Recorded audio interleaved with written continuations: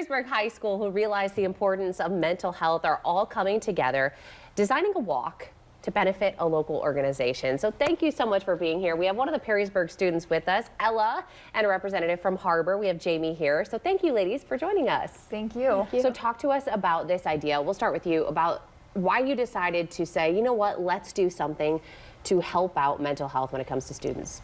So this is a fundraiser we had before, but for me joining it this year, I lost a friend just over a year ago to suicide, and there was the idea that he was like a really big, strong, tough guy, and I never knew, like, there was always he might not have known that he had the option of getting help. So I like that Harbor is focusing on getting help and putting this message out there that it is okay to seek help. I know grown-ups talk so much about talk to your kids, talk to young people, teachers, talk to your students about this. I'm curious, among students, do you think people feel now more comfortable talking about these kinds of things or struggles than they used to, or is it the same as it's been? I think they might feel more comfortable than they used to, but I feel like there's still that stigma of, oh, I don't want to be seen as weak, or I don't want my friends to think I'm crazy or have something messed up, so people still aren't comfortable like seeking out help or talking about it. My goodness, I can't believe that is something that you've had to deal with at your age. For so many years, you mentioned, people just didn't talk about this. So how have things changed? Of course, you're a professional that works for Harbor, so you're seeing this day in, day out. Any advice for parents out there who might have a preteen or younger? I mean, we're talking about this at age 8 now. And that's exactly the key, and a couple of things that we try to do at Harbor. One is always reduce the stigma, right? It's okay to not be okay. We've heard that phrase before. And ours is everyone needs help sometimes. And it's talking to your kids at early ages, and there's different ways to do it for different ages, right? So starting when they're little and talking about those feelings and those emotions, and then as they grow, you can kind of do it in, deeper and in different ways.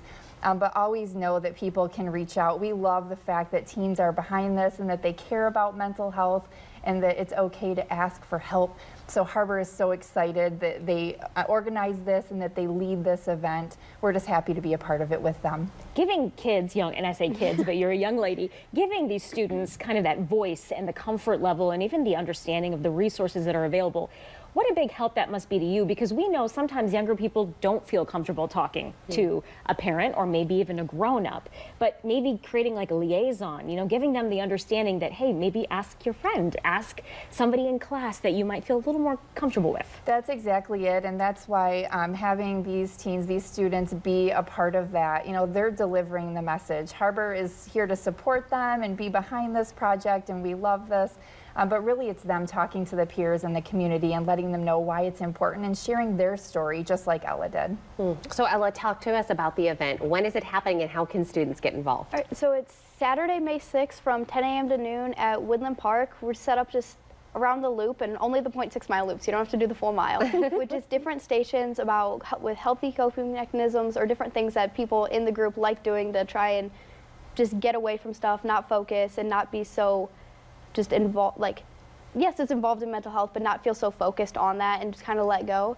So with the registration online, and just anyone coming out, doing the walk and hanging out. It's kind of a low pressure way to introduce these topics, right? Yeah, sounds fun. And of course you've been involved with this walk, you said this year. Before we leave you, any advice that you would give to other students that are your age out there that might be going through this, whether they lost a friend, a brother, a sister, a parent? You can always reach out, and even if you don't know it, you know someone else who's going through maybe not the same experience but a similar one, and there will be someone who can relate, and people aren't going to judge you as much like you think that they will. They're going to be supportive, and you will get the help you need. Well, perfect. Thank you, ladies, both so much for coming, and thank you for being brave enough to share your story. Ella, we really appreciate it. Jamie, thanks so much for coming.